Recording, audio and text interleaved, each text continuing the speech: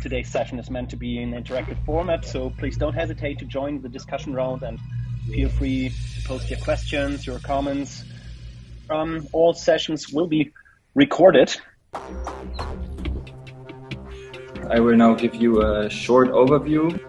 We are a research project called Speculative Space, which is located at the Center for Design Research at HAW Hamburg. We are 8 researchers coming from very different backgrounds.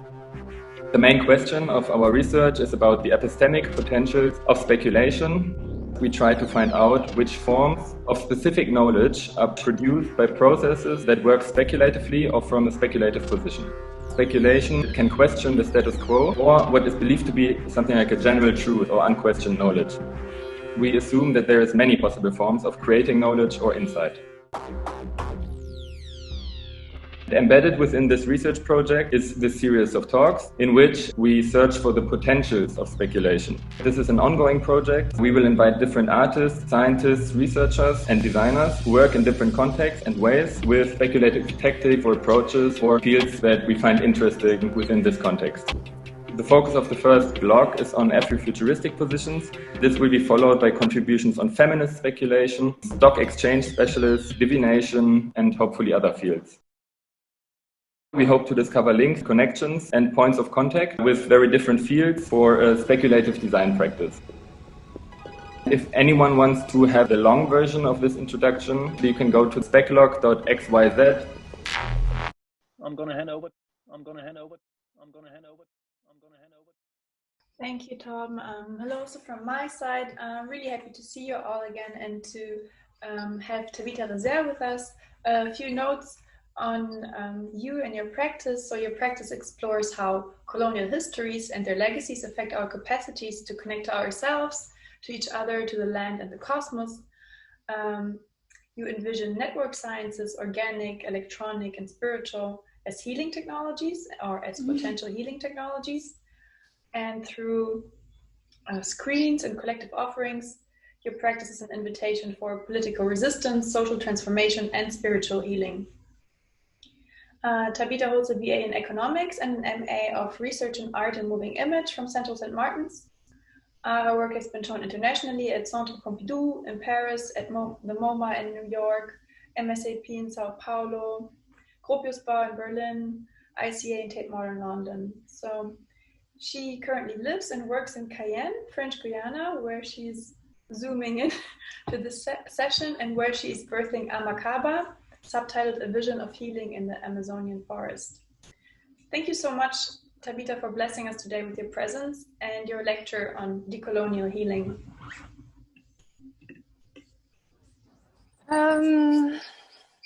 Hello. If you also need to move, feel free. Stretch a little bit.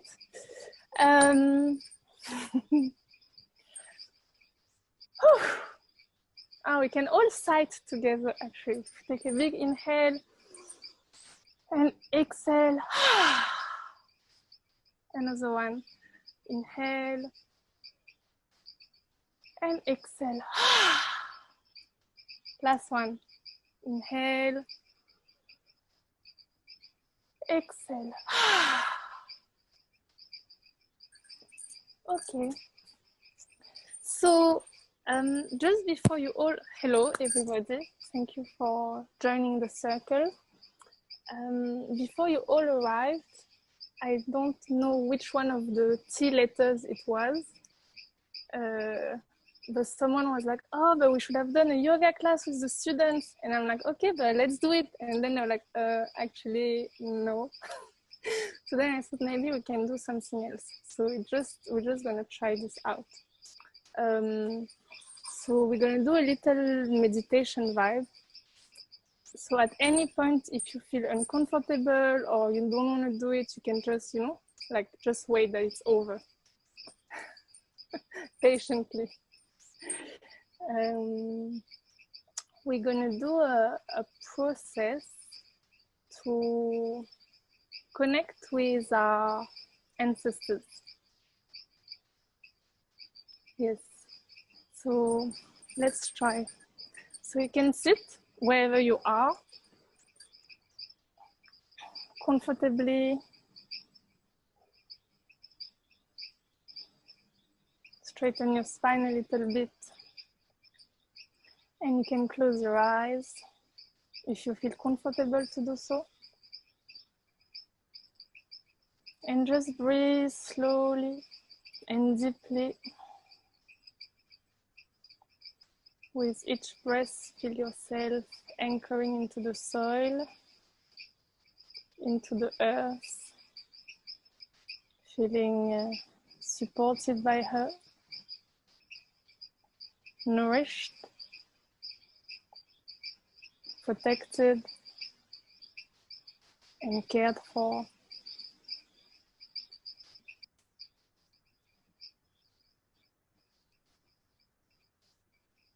And gently, we're gonna invite our ancestry to come and stand behind us, and I'm gonna guide you through it. So it does not matter whether you knew that person or not, whether you met them, whether you know how they look like, whether it doesn't matter. You just invite the energy. So now you're gonna invite your father to stand behind you on your right, behind your right shoulder, with your father's right hand on your right shoulder. Even if you have never met him, you know nothing about him, it doesn't matter. He's still your father, or you have a father somewhere. And now invite your mother to stand behind you, behind your left shoulder, with her left hand on your left shoulder. And just sensing your body, how it feels now that you have both your parents standing behind you. And now we're going to invite your father's parents. So invite your paternal grandfather behind your father on the right, with your grandfather's right hand on your father's right shoulder. And now bring your paternal grandmother behind your dad, behind his left shoulder. So with your grandmother's left hand on your father's left shoulder.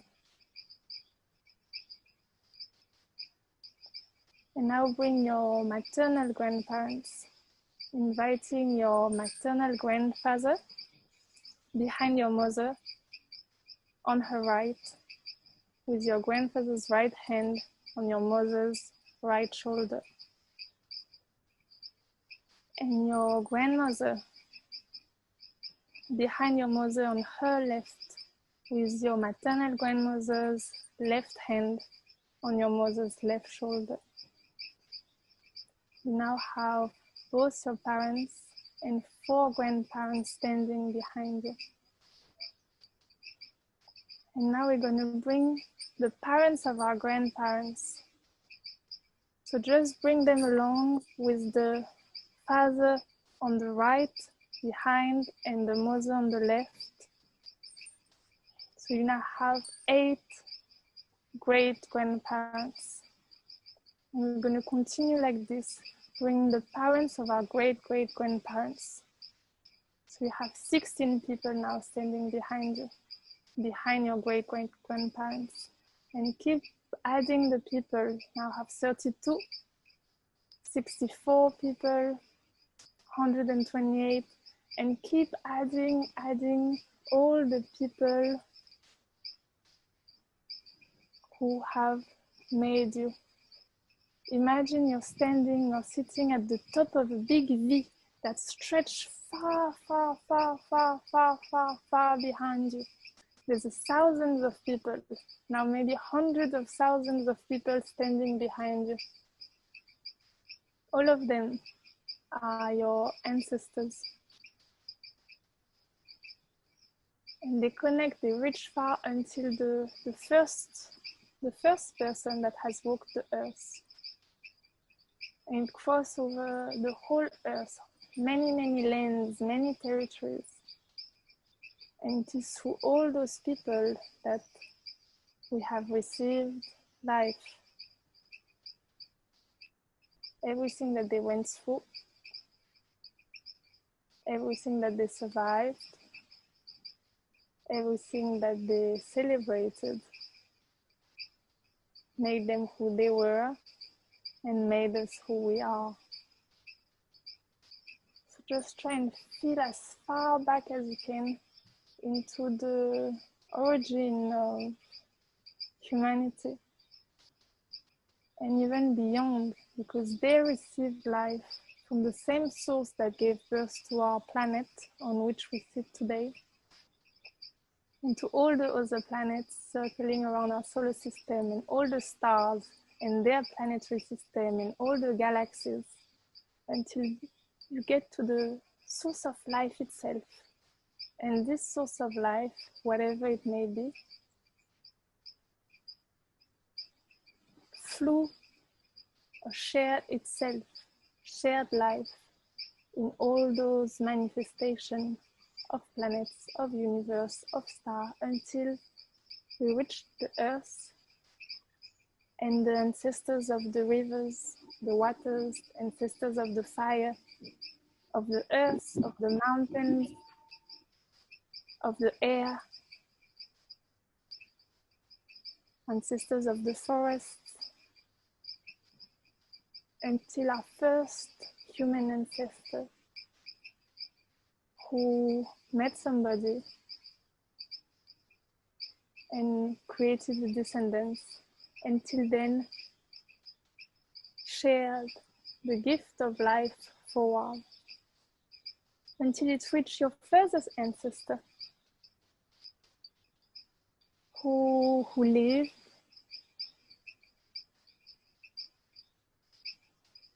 in order to pass life forward to your great grandparents, who then shared life forward to your great grandparents, and then to your great grandparents, until life manifested through your grandparents, 4 grandparents who met in order to birth your parents, and then somehow they met in order to birth you. So we are a consequence of those thousands and thousands and thousands and thousands and thousands of people and all their experiences, because for sure there have been wars, there have been pandemics, many that they have overcome. There have been genocide, there have been many pains, heartaches, diseases, loss, death, but they survived because we are here today. And the strength of their survival is also within us. But they have also laughed, they have gathered around delicious meals, they have danced till the sun came out, they have known love, some of them. Some of them have stood up for their rights, have participated in revolutions, have looked at the moon in bliss. All of this is also within all of you, because we carry our ancestors within us.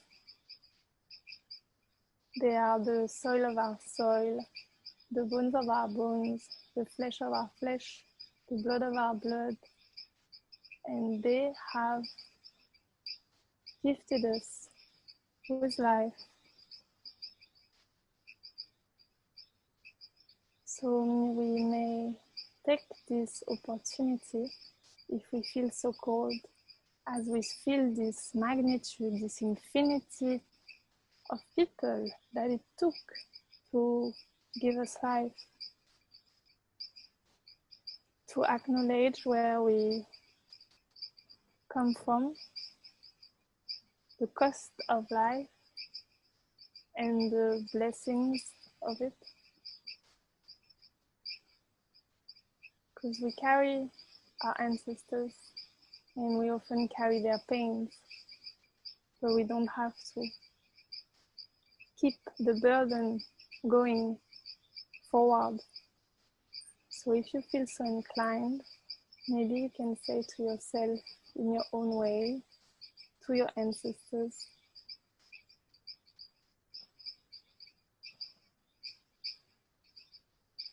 I see your pain, I honor it, and I leave it with you.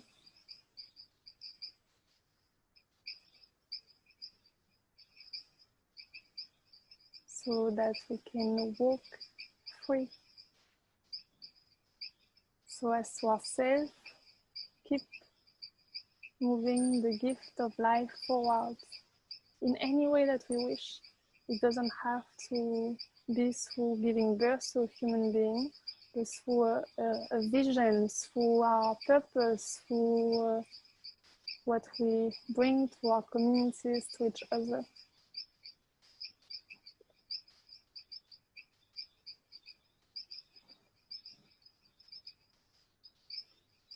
Know that you are never alone, that whatever you need, for sure is there. In all those people standing behind you, there is always what you need. Because there's so much wisdom, so many experiences, so much wealth of knowledge, of information that we can call upon, because they have walked through what we are walking through.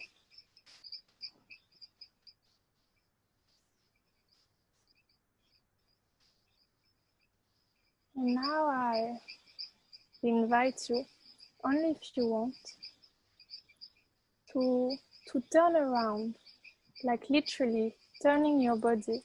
I won't do it because otherwise you won't hear me. But if you can turn around in your space to face that big V, to face all your ancestors.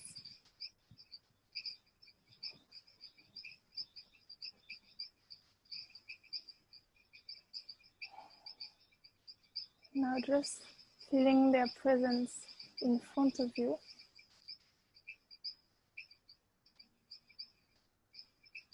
If you may, in your own way, express your gratitude, and if you can say, thank you for my life.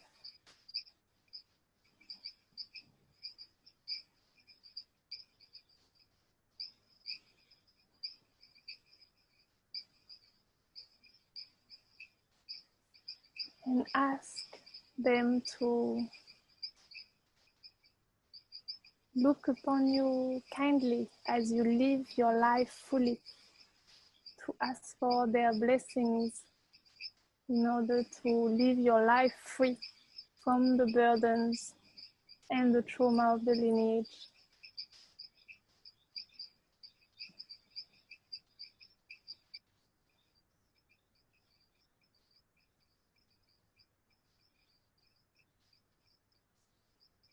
Maybe you can try to drop your chin and see what that does.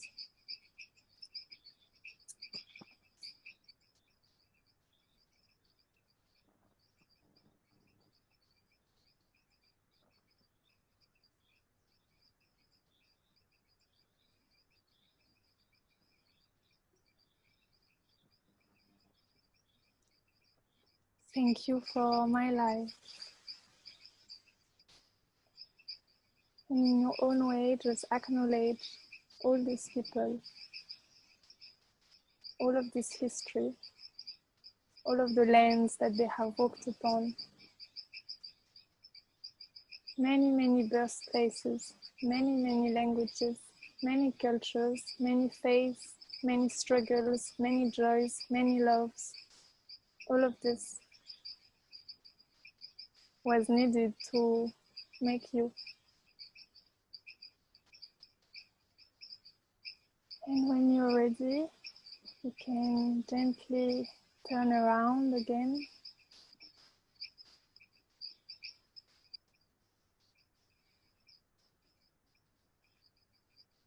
Because this is our rightful place. Our ancestors may be behind us. We must not be facing them, we must face forward. And they hold us. We can rest on them. But we have to face forward, to share the gift of life forward. So in your own way, you can think about how you would like to share the gift of life that you have been given. Maybe you have children already, and you can like feel in your shoulder blades the power of life, that life flow that you have received from all those people, and how yourself you're giving it through you to your child or to your deepest visions or dream, knowing that you are guided by your ancestors as they smile upon you in your journey.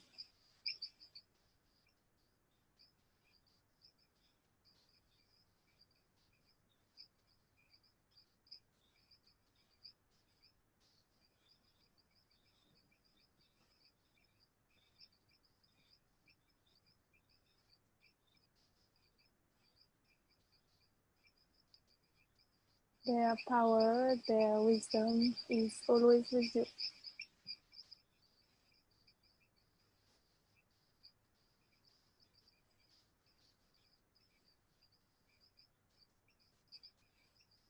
And just take a last moment to just feel their presence and their blessings in all your cells and all your molecules, in all your being, knowing that they are here, always.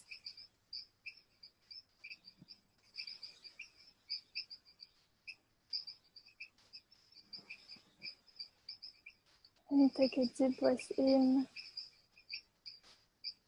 and out. Another deep breath in and out. Another breath. Taking all the life, the love, the wisdom in your lungs, in your heart, in your being. And exhale. And now very slowly, in your own time, really taking as much time as you need, slowly come back and open your eyes.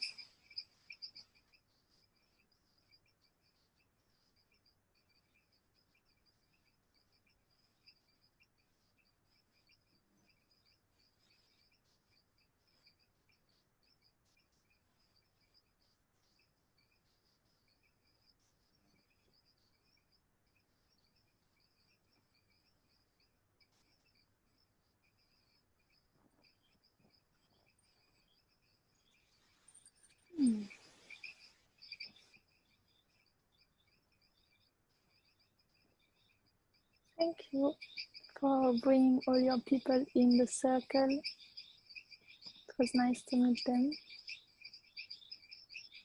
Thanks.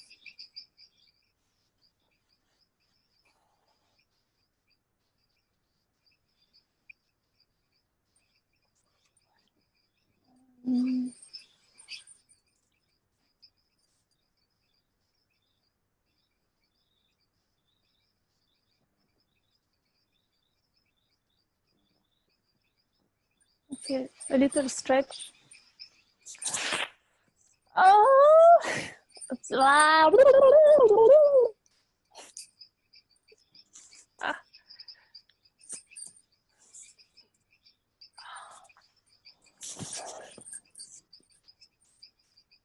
Oh, and a big hug, because we deserve.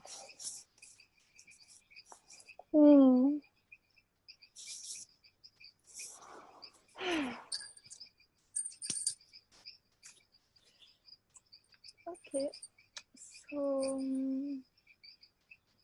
I guess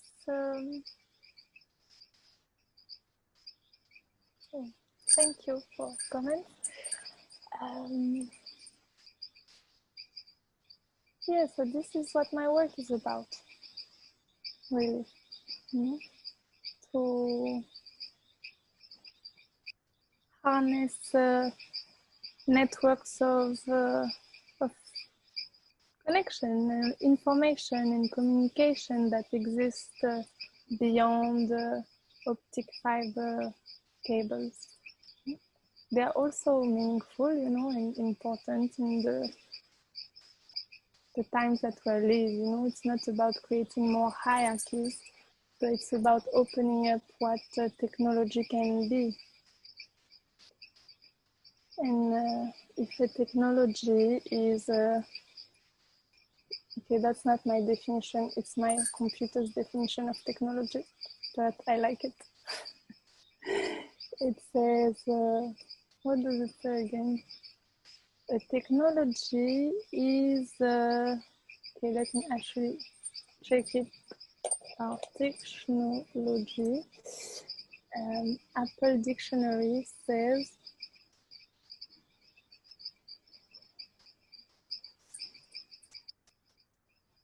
the application of scientific knowledge for practical purpose. So that's very interesting to me because it's the application of scientific knowledge. But what is scientific knowledge? So that's the whole question.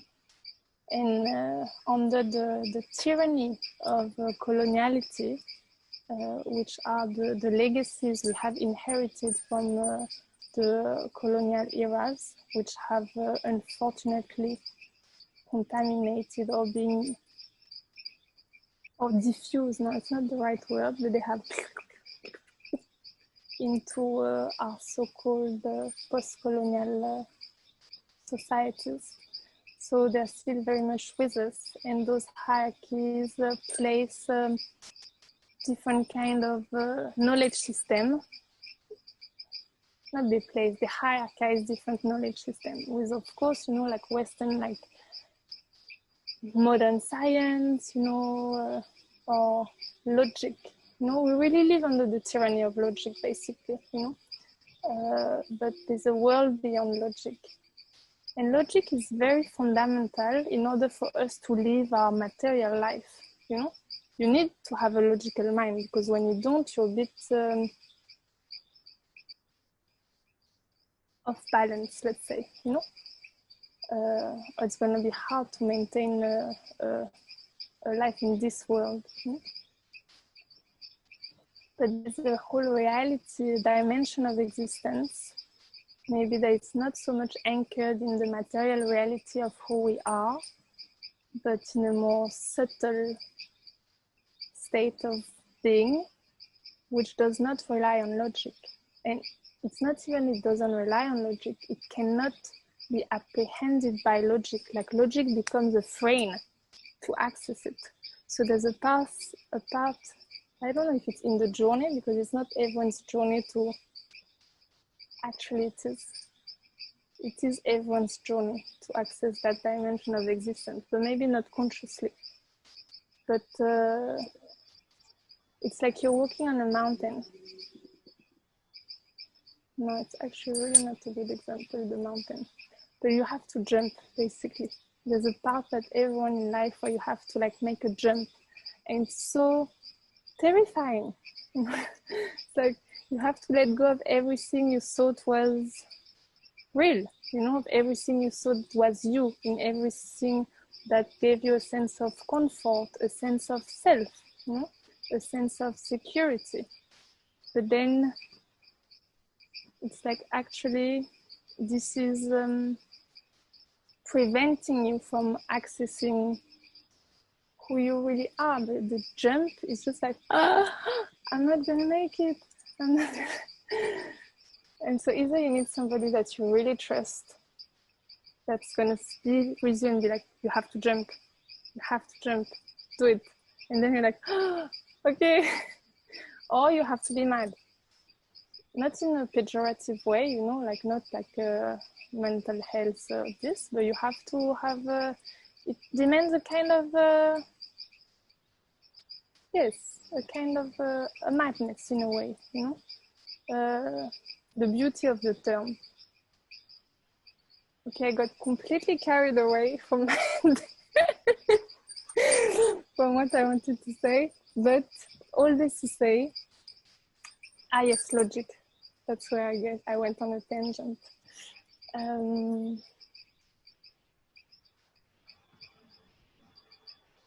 Yeah, so that's what I'm yearning for.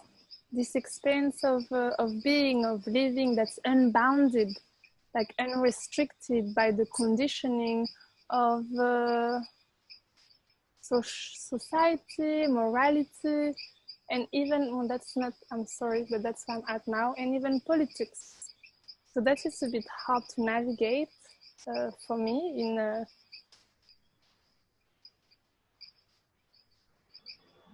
in the open world, because yeah, but how can I say this? Sometimes there is a tension between politics and spiritual laws, you know, or like, so that's not always easy to navigate, but that's maybe another question. But in terms of technology, yes, I'm into talking to plants as a technology, talking with our ancestors, channeling them, channeling spirits, or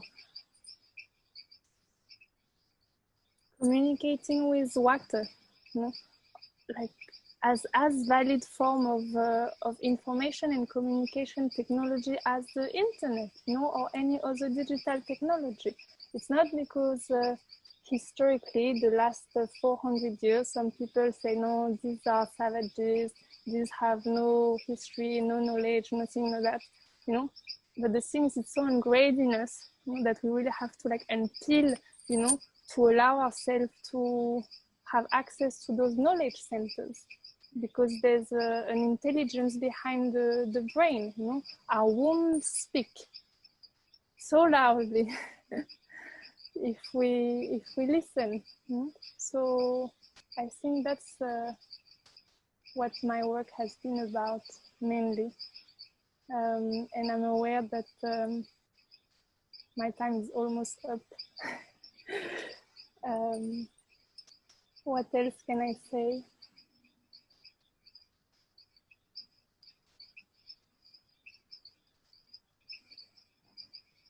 It's basically I'm looking for the source of existence.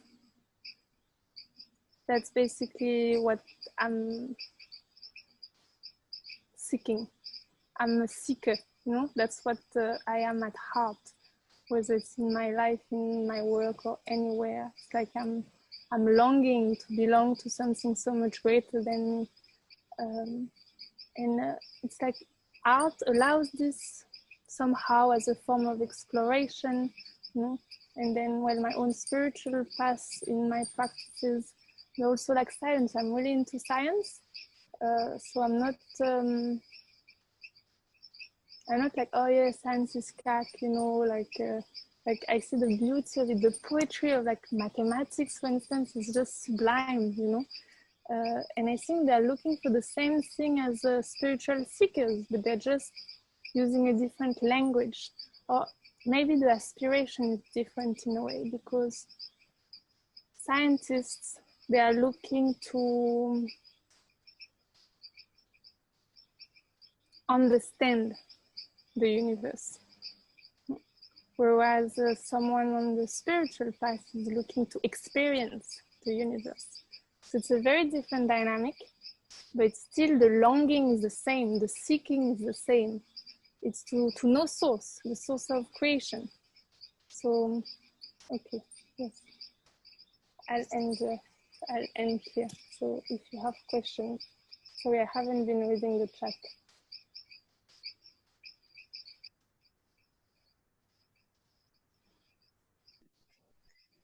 Thank you. I'm just, it's my habit to like share my thoughts straight away in the chat. Oh, okay. That's fine. I'm glad that you didn't get distracted by it. No, I mean, you have to focus. You can't speak and read at the same time, otherwise you're not present. Really good point. Yeah. So thank you so much. I will want to just invite everybody to ask questions, to feel free to share if you want also your experience with the meditation that you did in the beginning. I've never done an ancestral meditation like that before. And I think it was, I'm going to just share, okay? It was like it instantly filled me with energy. And I felt like even at some point, like pieces that I thought were gone because the people were gone kind of felt like replaced. And then at some point, yeah, it also switched into a burden, but eventually I felt like connected to the RNA of my blood cells or something. And so I think this feeling in general, like the world of feelings maybe, and the word, like the energetic realm maybe as an addition to the material realm, or the material realm is an addition to the energetic realm, is what I really like about your work, on it, what I think is the epistemic difference also. Yeah, and maybe I just open with one question, because this is something that has been haunting me. You've been speaking about when you were a little bit, when you said you were drifting, but I thought that was really interesting. I was wondering, what is the role of anxiety in this journey that you were talking about?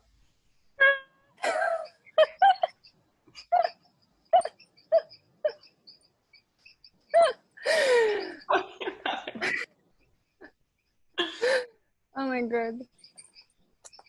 Is it written on my face? No. No, why? I feel so anxious these days. It's like I can't get over it. Like, but I was hoping maybe you have the answer, but you don't have okay. the answer. No, it's like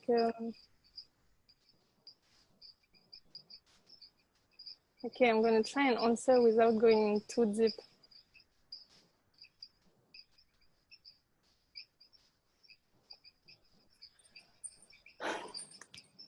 So anxiety, I mean, anxiety is linked with depression, but okay,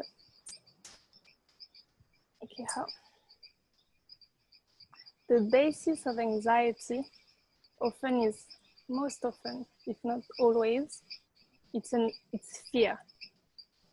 But it's an unacknowledged fear, or I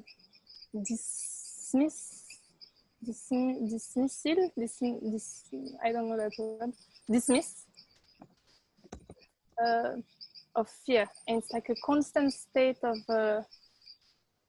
of fearfulness, you know, and that's where one is trying to like keep at bay and create this like anxiety feeling, and then to shut down the anxiety, because that also creates discomfort. One goes to, I don't know, a cigarette, like some food or sex or Netflix or whatever addiction one may have, you know, even if it's just calling a friend, you know, just distracting oneself to not experience the anxiety. And that creates like a vicious circle, which creates even more tension. It's like a tension in the body, you know? But often the fear relates from an event, maybe in childhood, maybe an event that does not even belong to you, you know? We carry things from our lineage. So maybe something happened there that was not processed, and everything that is not faced is passed down, you know, so that someone else in the lineage can express it, you know, so it's seen, so it is witnessed, so they have the opportunity to heal it, to heal from it, you know. So it's like I don't know, the cosmic law or whatever you want to call it, use all opportunities of life in order to heal the wounds, but they get transmitted until it is healed, you know. So anxiety can also be ancestral. So that is the journey of healing, you know, and to seek for you don't always need to know the root cause, but it can help, you know. Especially if it's ancestral, you need to know who it belongs to, so you can give it back to them, you know. But if it's from your own life or childhood trauma, to re-experience it, because basically you need to feel the feeling that you were not able to feel in the first place and that you run away from. And also for protection, if a big trauma happens to you as a child, you know, like it's for your own protection, that the mind is either block it, you know, or that you're not going to deal with it because you can't, you know. So then you develop an armoring of all like coping mechanism that I'm going to make you survive, you know. Even addiction, often people will look at it as like, if someone is addicted like heavily, you know, around them, like, oh, you should stop drinking, or no, alcoholic, you know, with very kind of a dismissive attitude. But often an addiction helps someone to stay alive, you know, because the feeling is so much, so overwhelming that they could not, you know. So that allows them to, that's really not politically correct to say this, but so if anyone feels offended or know people suffering from addiction, I did not mean to offend. I'm just speaking from my experience, you know, and yes. Thank you, but yeah, I was just going to say there's one more question in the text. Yes. From Annika, who's sitting here in the back house. I know that you're over there, Annika. If you want to read it loud for me? I will. She says, thank you for this wonderful shared practice and your so positive energy tonight. What is the bird in the background that's accompanying you? And another question, you often work with video. Is that a specific choice of medium? Is there a specific quality to video as a medium of connection or shared experience? Yeah, and the bird. Okay. I'm in French Guyana. It's a small country in South America in between Brazil and Suriname. And it's 95% Amazonian forest. Just the coast is inhabited, and I'm in the forest in my little cabin. Yes. So that's my background. That's where I live.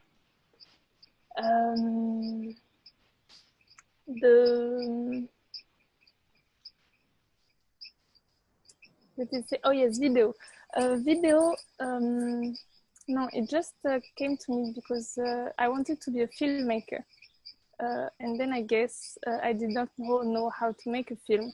So then I ended up being an artist. So it was not really like a pursuit, you know, but it kind of like happened.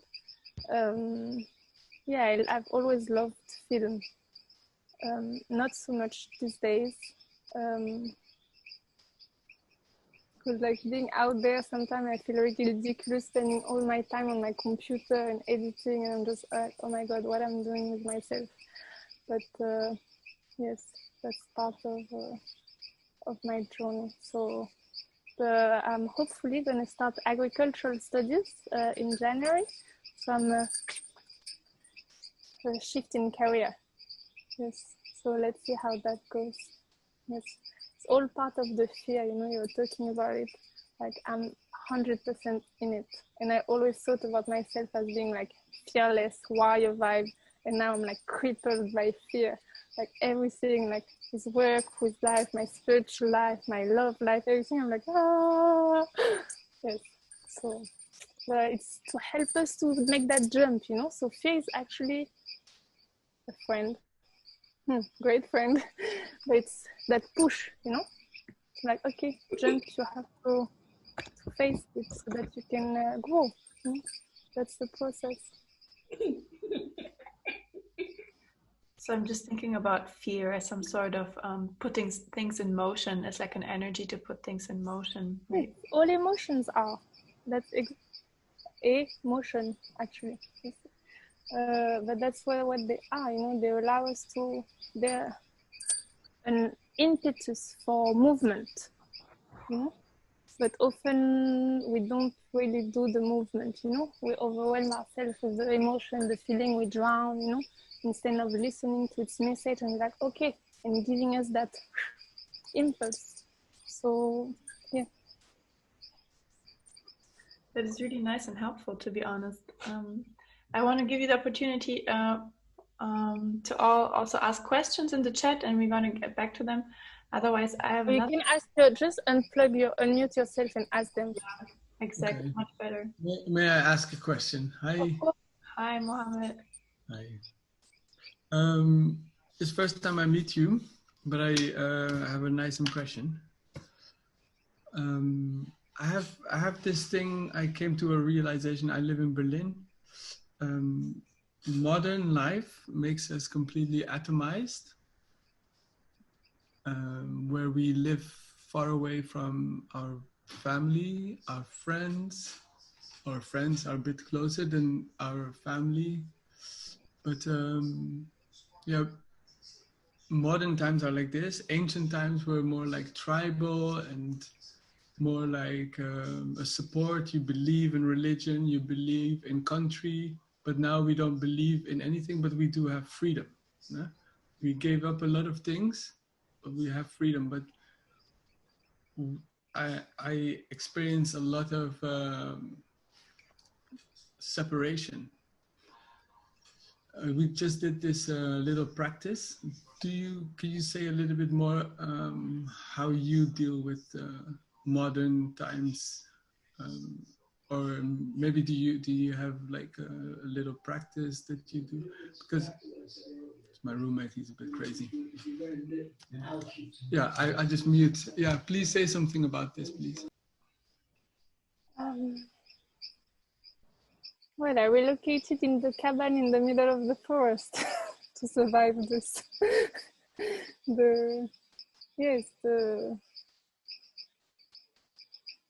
I mean, I think that's the basis. The question you have, it's like it was the root of my work, of why I started making work or being on this journey, is because I was feeling so disconnected, you know, disconnected to myself, to people, to everything, like, yeah, depressed, basically, you know.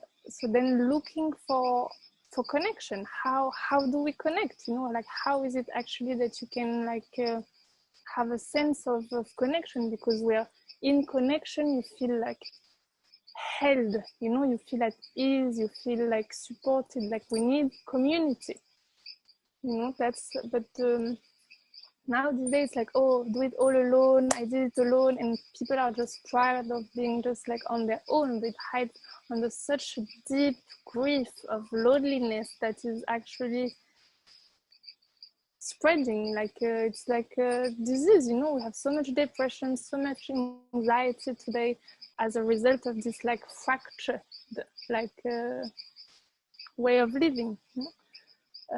So for me, in like my spiritual journey, like helped me, you know, like to understand that there's a world beyond that physical life and to ground in this. So my yoga practice, my ancestral practices have been very, very like, I mean, they mean everything to me. Like without this, I don't know if, yes, where I'll be, you know. So I think to commit to, you know, just a time where you expand, you know, where you're not in your thought, in your mind. So the whole thing is to like have an experience of life beyond like the psychological and the emotional. It's like if you look at a pond, a water pond,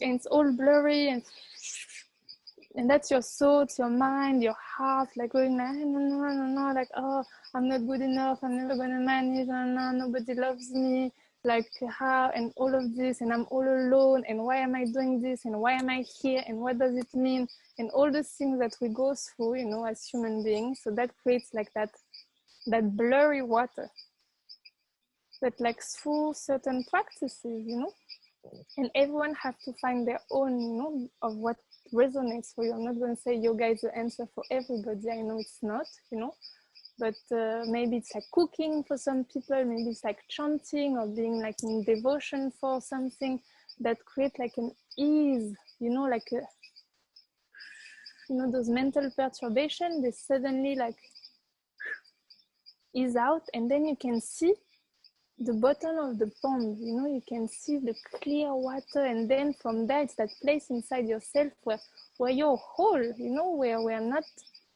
needing anything, not lacking anything, and just, so it's all process of accessing that place, of finding it, but it exists in everybody, in every one of us.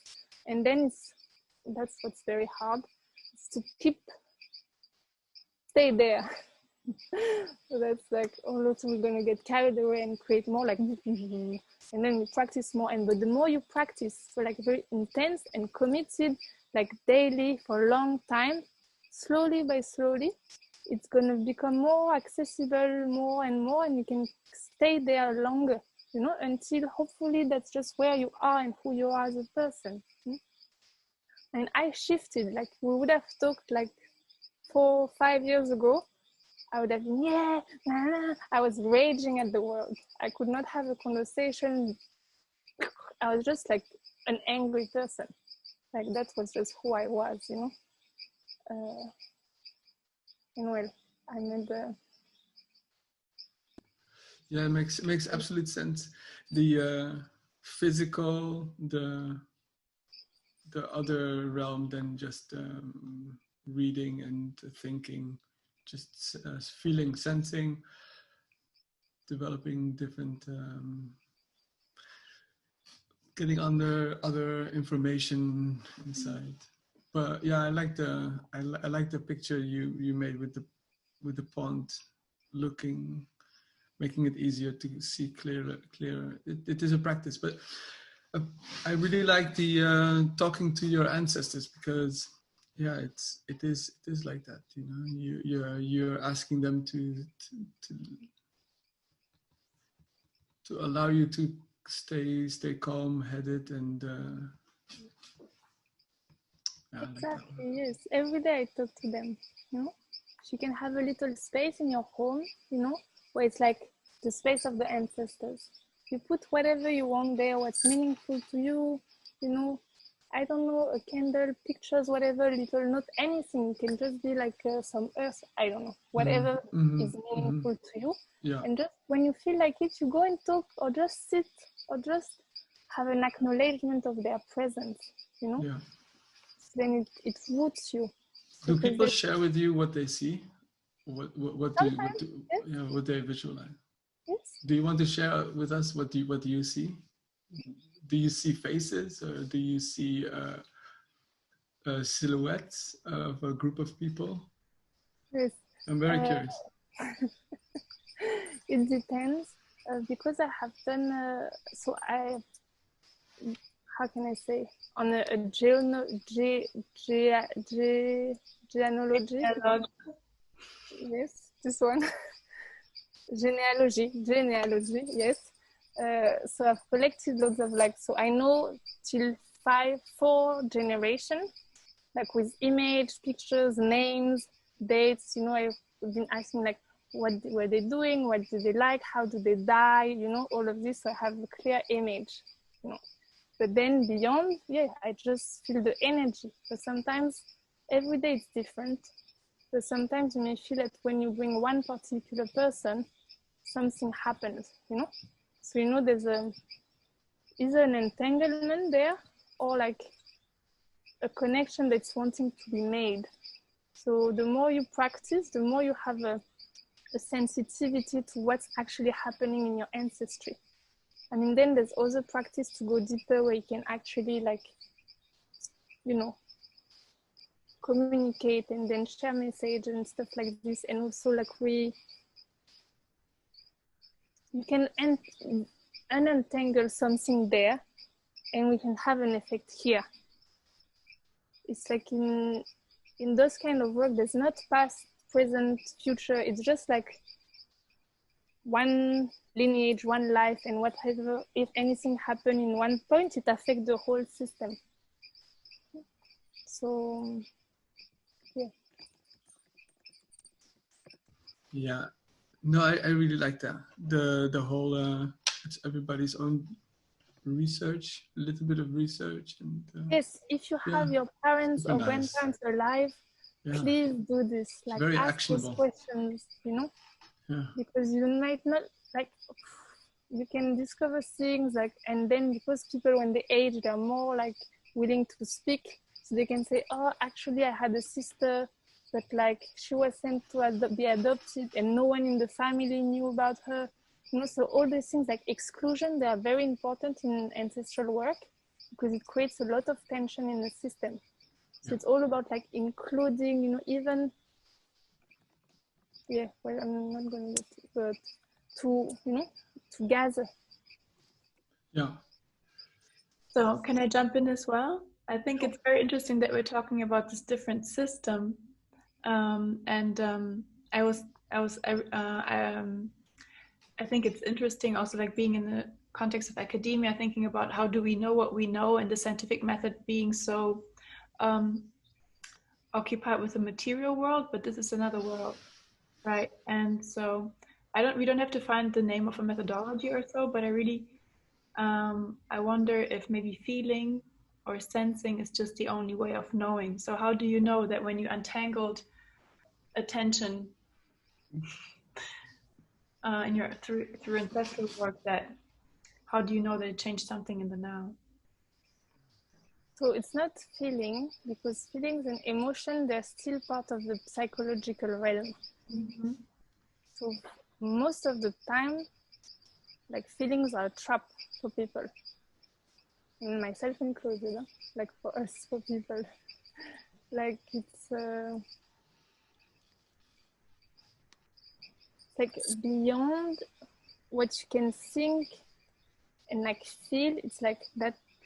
It's like intuition. Intuition is not about knowing an information. It's not about like being logical, you know. It's like that voice. I mean, some people have visual intuition. Some people like hear. Some people like, yes, they may have a sensation of something, you know. Everyone have their,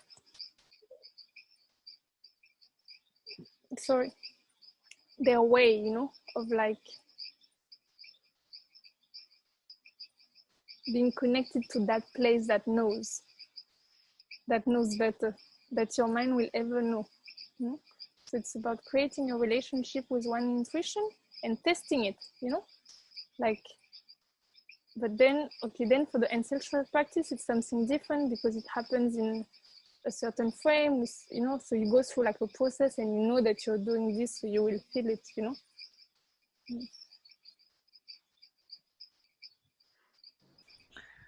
Can I also jump in? Of course. Because within all this, I find really interesting that, I mean, like from looking at your work, I would still describe you as something like a digital artist. And I find it really interesting how all of this is connected with like, not like, I mean, you're like not, you know, you're connecting all these thoughts with very modern technology. And I wonder if you maybe also can elaborate a little bit more. I mean, there was parts of it already, but a little bit more on this connection and like why and how you chose this kind of, well, let's say medium, although maybe that's sure. Yes, I think I said, but I'll say it in a different way. So when I started making work, I was a very angry person, a very sad person. I was breaking apart, basically. So my work was a place for me to vomit my anger at the world. And in that, or through that, I guess it's all the works that I've done about like electronic colonialism, and I've always been interested in technology, you know? So like the politics of technology. So cyberspace as being a colonized space and all of this type of work. But then as in my personal life, I was like falling apart. Like I needed like something, you know, or I was, oh. And then somehow I started a spiritual journey. And in my spiritual life, you know, so I was an artist being angry. And then suddenly I was exposed to and was experiencing communication with ancestors or with plants or creating a relationship with my womb and doing womb work and all of this. And then I was like, oh, wait, but these are technologies, you know, like these are other ways, you know. So as I was doing work with technology, then you know, I mixed the two because I was experiencing that in my own life. And then that part became more and more important. So then it fused, as in it changed me and it changed my work. So then my work became about also like spiritual technologies of information and communication. I mean, then I kept the same medium, the video, because I guess I was comfortable with it, you know, and maybe because institution invited me to make videos, you know, like, but then more and more I also did healing circles in institution to like step away from that maybe informational dimension of my videos, because most of my videos is just information. It's a lot of like, but then to have more, to stimulate a different knowledge center, you know, through the healing circles. And then more and more, that's where I'm going, and I'm trying to like transition out, you know, of, so that's basically where I'm at. Does that answer? Yeah, I mean, what I like about it is that your anger didn't, you know, switch to being an anger against technology or against the internet or something like this, but to actually change the way you use it, or you act within it, or to think connections differently without being angry at like modern technology or something like that. I mean, the technology for me is just a tool at the end of the day, you know. Then it depends who uses it, how you use it, for what you use it. Even a knife, you know, a knife is a tool. What you're gonna do, it depends on who holds it. You can stab somebody, or you can cook the most delicious, like, you know, vegetables, like, so it would be similar. Then, okay, so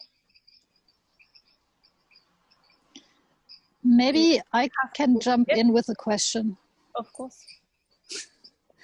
And coming from what you just said, or Torben just said, I don't know, about mixture, because what I understood, your anger came from the kind of ideology or dogma of rationality or logics, and while on the other hand, listening or going into your meditation, I also see a kind of, that's maybe a bit like what I got there, dogma of heterosexual normativity, because you have grandmother and grandfather and so on and so forth. And I wonder if also there is a possibility of like developing one's own insight or knowledge or feeling as different modes of understanding things by mixing modes of knowledges. So oneself doesn't become ideological or dogmatic in one's own, I don't know, perspective. Yes, I mean, how can I say it? I don't know if I made myself understandable. Of course, I mean, first, so my anger was not necessarily related to the logic or something. It's more just the world in which we live, and like the injustices on all plane, you know, because it's patriarchy, like homosexuality, transphobia, capitalism, you know, the exploitation of the land, of indigenous people, you know, of Black people as a Black woman, like all of this was just so burdening to me, you know. So that was what I was suffering from and angry about. And then somehow, through, I don't know, some processes, I released a bit of this. And for your comment, yes, it's a very valid comment, but from where I stand, you know, and you might have a different experience, it's not about gender in the ancestry. It's like wherever you fall on the gender spectrum, you have a mother, you have a father. Like we need, you know, a sperm and an ovule in whichever body it is, you know, in order to create a life. Still now, even if it's in a tube, you know. So you can't be here beyond heterosexual sex somehow. I mean, yes, in a tube you don't have sex, but like hetero, like anatomy in a way. So that is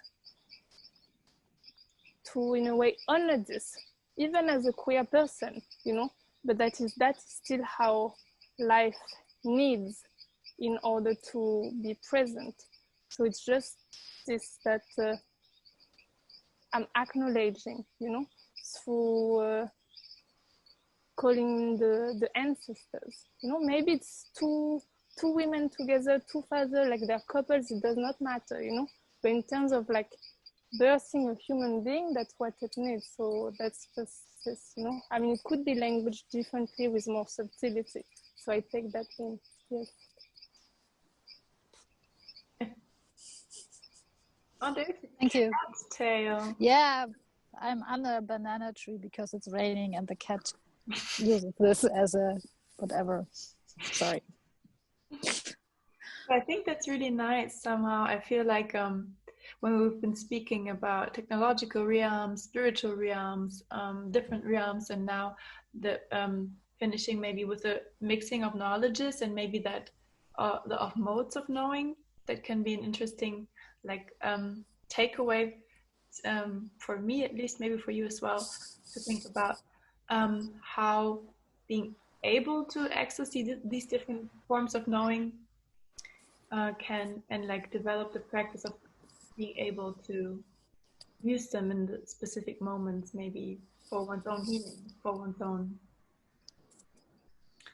to get oneself out of whatever one needs to get out of. I said I always promise you, or I don't want to go longer than 7 p.m. because and I don't want to take more of your time. I would have tons of questions more. Thank you so much, Tabita, for sharing with us. Thank you to all for coming, and we see each other again in 2 weeks if you like, same time, same place. And I want to now think about what I can design for spaces to invite different spirits in. Yeah. Thank you. Thank you, everybody. Thank you. Okay, I'm just gonna write my email address here if you wanna talk to me. Can we? Yes. Also, maybe now that we're on the way out, you have this project called Amakaba. You're also coming in with Amakaba. Does that have something to do with your yoga practice? Amakaba, it's a healing center I'm hoping to open here for the art and the science of the earth, the body and the sky. So with a farm, with a yoga place, and astronomy, an observatory. So that's what I'm busy with, to understand the universe and ourselves from all those perspectives.